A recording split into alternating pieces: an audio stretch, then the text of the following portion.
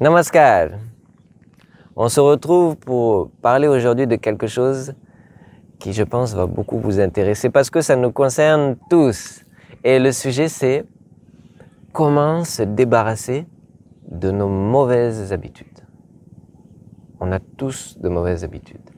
Certains fument, d'autres boivent, d'autres volent, d'autres des mauvaises habitudes de comportement aussi, des mauvaises habitudes de pensée, d'autres se mettent en colère, d'autres pratiquent le cynisme et lancent des pics qui vont blesser leur compagnie. On a tous de mauvaises habitudes et puisqu'on en parle, c'est que la plupart d'entre nous, on se rend compte aussi qu'on a de mauvaises habitudes et on aimerait s'en libérer. Alors aujourd'hui, dans cette vidéo, on va essayer de voir quelles sont les techniques principales des yogis pour s'en libérer. Alors, une mauvaise habitude, c'est quoi? C'est une action qui nuit à nous-mêmes et ou aux autres. Et une action qui nuit, c'est une action qui est détrimentale au développement physique, mental et spirituel d'une personne. Alors, est-ce qu'une personne sage, est-ce qu'une personne saine, on connaît des grandes personnes dans ce monde, pourquoi est-ce qu'on dit qu'elles sont sages? Pourquoi est-ce qu'on dit que ce sont des saints? Parce que justement, ce sont des personnes qui ont réussi à se libérer de toutes leurs mauvaises habitudes comportementales, mauvaises habitudes de pensée. Et tout ce qu'elles font, tout ce qu'elles pensent, tout ce qu'elles disent est vertueux, c'est-à-dire est positif pour eux-mêmes, pour leur développement physique, mental, spirituel et pour le développement ou l'épanouissement de leur entourage. Alors finalement, quand on parle du yoga ou quand on parle de la sagesse, on dit que c'est un chemin de l'imperfection vers la perfection ou de l'asservissement vers la liberté ou de l'animalité vers la divinité. Et effectivement, toutes ces pratiques que l'on fait en tant que yogi, c'est pour arriver à élever notre conscience.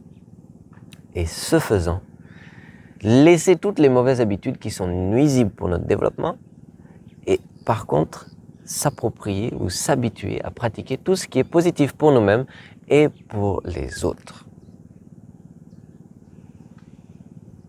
Alors, certaines personnes viennent et me disent « Non, Dada, moi je ne peux pas pratiquer la méditation parce que je n'ai pas le courage d'être végétarien, je n'ai pas le courage d'abandonner justement mes mauvaises habitudes, j'aime aller au bar, j'aime boire, j'aime faire des choses qui ne sont pas forcément positives pour moi-même, pour mon corps, mon mental. » Alors non, ce n'est pas une bonne conception des choses. Pratiquez d'abord, pratiquez la méditation. Lorsque vous allez commencer à pratiquer la méditation, qu'est-ce qui se passe? Vous allez élever votre conscience. Et lorsque vous élevez votre conscience, petit à petit, ces choses qui ont une telle emprise sur vous, ces petites choses, ces petits plaisirs mesquins, n'auront plus d'impact, ou n'auront plus cette fascination sur vous-même. Commencez par méditer et vous allez voir que petit à petit, vous aurez envie d'être végétarien. La viande sanguinolente n'aura plus aucun attrait pour vous, au contraire.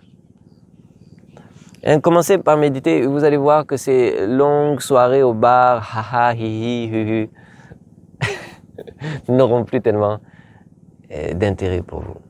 Vous connaissez quelque chose de mieux maintenant. En fait, ce qui se passe, c'est que lorsque la conscience grandit, lorsque l'on s'élève, on prend conscience de la valeur de notre existence.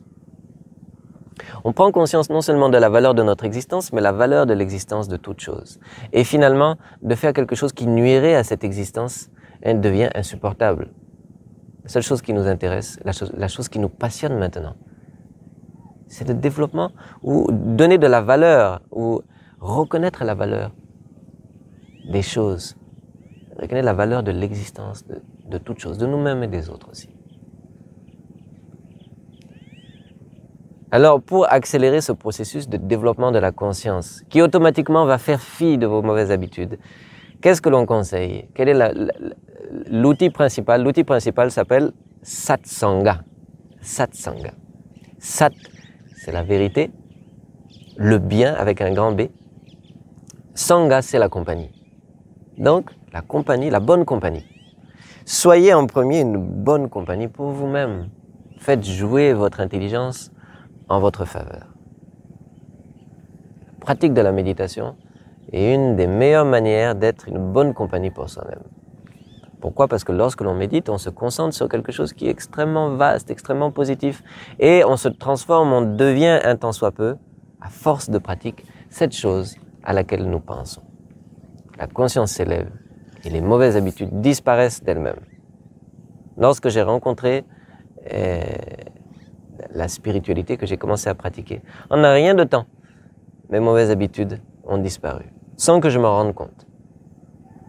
C'est comme si la conscience, c'est la lumière. Le manque de conscience, d'où naissent toutes ces mauvaises habitudes, c'est le manque de lumière. Vous allumez ne serait-ce qu'une petite allumette. L'obscurité est morte. Il n'y a plus d'obscurité. L'obscurité n'a pas de substance en elle-même. Allumez la lumière de votre conscience et vous allez voir que les mauvaises habitudes ont déjà disparu. Ce que vous croyez avoir une telle emprise sur vous, il n'y a rien. La satsanga, donc, soyez votre propre satsanga et cherchez la satsanga dans le monde extérieur. En sanskrit, on dit satsangena bhavan muktir asatsangesu bandhanam. La bonne compagnie libère, alors que la mauvaise compagnie a servi. Et c'est bien une libération que l'on cherche. On veut se libérer de ces mauvaises habitudes. Cherchez la bonne compagnie, la compagnie de ces gens qui posent des actions virtueuses, c'est-à-dire qui cherchent leur développement physique, mental, spirituel et le développement des autres, l'épanouissement des autres. Lorsque vous allez être en compagnie, en bonne compagnie, petit à petit, le comportement de ces gens, ce que vous entendez, ce que vous voyez, va venir impacter votre mental et va venir transformer vos structures mentales, votre manière de penser, votre manière de voir les choses. Et de la même façon, lorsque vous êtes en de mauvaise compagnie, au bout de quelque temps, vous allez trouver que c'est normal de fumer, c'est normal de boire, c'est normal de s'insulter, c'est normal de mal vivre. Finalement, pourquoi pas? Eh bien, pourquoi pas? Ce n'est pas normal. Lorsque vous prenez conscience de la valeur des choses, de la valeur de votre vie, de la valeur de l'existence, vous saurez que ce n'est pas normal. Donc, cherchez toujours la bonne compagnie. En sanskrit, on appelle ça mudra sadhana. Cet effort de toujours fuir ou déserter la mauvaise compagnie et au contraire, essayer de s'associer avec les bonnes personnes. Le bon environnement, la bonne compagnie. C'est essentiel. Sinon, de vouloir changer dans un environnement qui n'est pas adéquat, très difficile. Donc, créez cet environnement pour vous-même et cherchez l'environnement adéquat pour votre développement. Cherchez à vous libérer. Pourquoi est-ce que ces mauvaises habitudes sont mauvaises? Parce qu'elles vous limitent, parce qu'elles vous contraignent, parce qu'elles ne font pas de vous un homme libre. Et on veut tous être libres. Alors, voilà l'effort principal, et cet effort d'élévation, cet effort global de l'homme à se développer. Et cet effort-là va faire fi de vos mauvaises habitudes. C'est l'astuce numéro 1, principale, fondamentale pour se libérer de ces mauvaises habitudes. Maintenant, si vous avez d'autres idées, d'autres astuces, d'autres expériences à nous faire partager, faites des commentaires sous la vidéo. Comme ça, on aura un échange et puis on va tous profiter de la sagesse des uns et des autres. Voilà, essayez de commenter et abonnez-vous aux leçons de méditation. Pourquoi? Parce que ce qu'on est en train de faire, c'est la satsanga justement. À travers votre téléphone ou votre ordinateur, maintenant vous vient la petite voix de Dada de temps en temps qui essaye de vous rappeler des bonnes manières de vivre, un bon mode de vie de manière à ce que on soit un peu mieux en nous-mêmes et que l'on soit un atout pour le monde extérieur.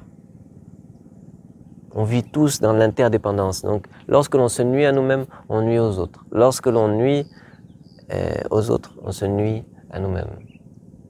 Donc, grâce à ces vidéos, j'espère que l'on crée un mouvement où on va tous mieux prendre soin de nous-mêmes et des uns des autres. Donc, écrivez vos commentaires, abonnez-vous, partagez et ça nous aidera dans cette entreprise. Merci beaucoup. À bientôt. Namaskar.